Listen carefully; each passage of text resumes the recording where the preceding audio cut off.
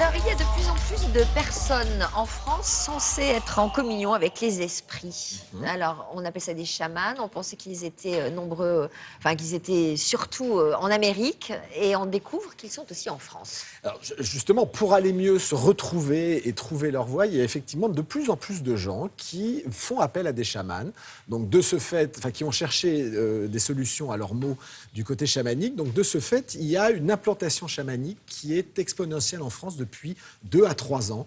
Et on a vu pousser un peu partout des cabinets de chamans qui viennent, qui vous accueillent pour Et pouvoir... on sait à quoi c'est dû d'ailleurs, cette explosion des chamans en France? Je pense de la même manière qu'il y a eu une explosion des psychologues dans les années 90, début 2000, effectivement, les gens aujourd'hui qui sont passés par la psychologie cherchent des solutions alternatives et autres. Et le chamanisme, qui, ne l'oublions pas, remonte à la nuit des temps et est la plus ancienne forme médicinale qui existe sur Terre, commence à sensibiliser et à intéresser des gens qui, effectivement, ne trouvent pas dans la médecine classique un remède à leurs maux. Donc, de ce fait, effectivement, il y a un boom du chamanisme. Alors, on va le voir en images, il y a tout et n'importe quoi derrière le mot chamanisme, mais il y a surtout des gens merveilleux qui, effectivement, cherchent à guérir profondément des personnes allant mal. Et c'est le cas de Chamandra, que je suis allé voir, qui s'est intéressé au cas de Cécilia, qui a divers troubles et divers problèmes depuis des décennies, et elle n'a jamais trouvé une solution, sauf dans le chamanisme. Sauge brûlée pour purifier l'air, relaxation et battement de tambour. C'est au son de ce rite chamanique indien ancestral qui va éveiller sa conscience que Cécilia a décidé de venir trouver un remède à son mal-être. Ok, c'est parti. Laisse-toi faire.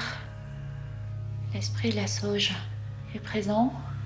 Depuis 4 ans, les chamans se sont installés en France, avec leurs rites issus des plaines de l'Arizona, de la forêt amazonienne et des steppes de Mongolie. Le chaman permet aux gens de se reconnecter avec la vérité. Un être humain est fait à la fois d'un corps matériel et d'une partie spirituelle. Le chaman, lui, est en permanence en communication avec les deux mondes. On travaille sur les peurs, les émotions, on les nettoie. Et puis, petit à petit, la personne se libère donc au maximum de ses peurs et rencontre l'amour, ce qu'on appelle l'amour inconditionnel. On expire. Véritable alternative naturelle aux valeurs de la société actuelle, basée sur la réussite, la course à la consommation et le plein pouvoir de la science, le chaman agit sur la transformation des niveaux énergétiques. Ce qui a pour effet d'accroître notre capacité à devenir pleinement responsable de nos vies et de se libérer des peurs produites par notre inconscient. J'ai commencé plus jeune à faire tout ce qui est psychologue, psychanalyste, etc. Donc la médecine traditionnelle, le travail et le pourquoi. Et ça m'aidait sur le moment, mais après le problème revenait. Vos battements ne forment plus qu'un battement. Je suis tombée par hasard sur le chamanisme. Les mois qui ont suivi, j'ai senti beaucoup de changements en moi, à mon intérieur. Je n'étais plus stressée, moins anxieuse, j'aimais plus la vie. Le but, c'est être soi-même. Et quand on est soi-même, on est forcément heureux parce qu'on n'est plus en décalage par rapport à ce qu'on croit être, qui tiraille à l'intérieur et qui crée toutes les souffrances. À ce moment-là, tu aperçois un être. Il te tend la main. J'ai ressenti des légers picotements, des vibrations, des spasmes. Et plus ça allait, plus je m'enfonçais dans le corps, les muscles qui étaient lourds. Alors que lui, l'esprit, il était de plus en plus léger. Il partait, il revenait dans des différents plans de conscience. Au niveau du tambour, des variations, j'avais l'impression que chaque fois qu'elle jouait une note, c'était pas fait par hasard. Elle savait où j'étais et elle voulait m'amener un chemin. Pour ceux qui veulent aller encore plus loin dans ce chemin qui mène vers la découverte de soi, le chaman utilise la transe. Il peut la déclencher à l'aide de diverses techniques ou d'une boisson qu'utilisaient déjà les Mayas, le cacao sacré. Totalement légal et inoffensif, il est une porte vers la manifestation de la liberté, de la force et de l'amour intérieur.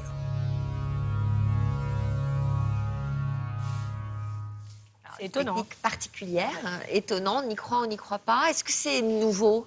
Alors, c'est pas nouveau, Sophie, parce que finalement, la base de notre médecine actuelle, elle puise ses racines chez les Grecs, et la médecine grecque était chamanique. En fait, ce qui s'est passé, c'est que ce sont les religions monothéistes qui ont détruit le chamanisme dans des pays comme la France.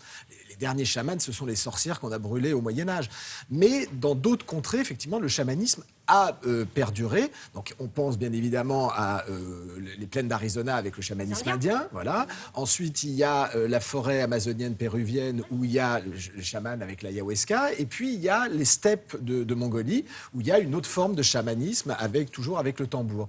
Mais le chamanisme a toujours été là parce que si on prend un rebouteux, un coupeur de feu, un sorcier, un oracle, ce sont des chamans. En fait, le chamanisme, c'est prendre le patient et l'aider à aller puiser les solutions à ses maux dans ce que Mère Nature peut offrir. Donc finalement, à l'intérieur de lui-même. Ce sont des voyages, le chamanisme. C'est ça qui est très intéressant. Ça coûte cher une séance? Ça coûte, là pour 2 heures, c'est 100 €. Et puis si on veut faire une séance de transe en groupe, c'est 80 € pour 4 heures. Voilà, donc c'est abordable, mais surtout ce qui est très intéressant, c'est que ça peut apporter des solutions à des gens qui ne trouvent pas de solution et qui ont cherché. Et ça soigne les maux de l'âme, surtout, ça soigne les maux de l'âme. En fait, finalement, nous, occidentaux, on nous a appris à courir après la réussite, l'individualité. Enfin voilà, on a plein de choses qu'on nous a appris. Finalement, le chaman va vous faire vous recentrer sur vous-même et aller puiser en vous-même des choses pour pouvoir exclure de vous ce que vous avez gardé. Voilà, on a tous des mots, les psys le font aussi. Il y a de très très bons ouvrages qui mettent en relation le chamanisme et les psychologues. Et ça, c'est vraiment très très très intéressant. C'est se guérir par soi-même parce que les solutions sont en nous-mêmes, mais il faut qu'on nous aide et il faut qu'on apprenne à lâcher prise pour aller mieux. Et la nature, voilà, et la nature est la plus belle chose finalement. Vous n'avez pas purifié l'air. Hein, j'ai pas purifié l'air. Alors, On a besoin. alors toutes les séances de chamanisme commencent par la purification avec la sauge. Donc il y en a beaucoup. Donc finalement, on fait brûler. Ça, c'est de la sauge blanche qui vient d'Arizona, qui vient des Indiens d'Arizona. Parce que la dame qu'on a vue, là, elle est allée en Arizona. Elle est allée en Arizona, elle a appris des cours de chamanisme, elle a un tambour qui est fait en peau de cerf. Voilà, donc ça brûle, alors ça sent. Et surtout, vous purifiez tout votre appartement ou votre maison avec la sauge et ça va vous aider pour la clarté d'intention, la force, la sagesse et surtout écarter les mauvaises ondes. Donnez-moi un petit peu. Voilà. Allez-y. Allez-y, Sophie. Voilà. Allez-y. Non, c'est très utile. C'est très très utile. Voilà. Oui. Mais Voilà. nous osons tous. La clarté d'intention. Et c'est très très bon. La sauge, c'est absolument magnifique. Elle est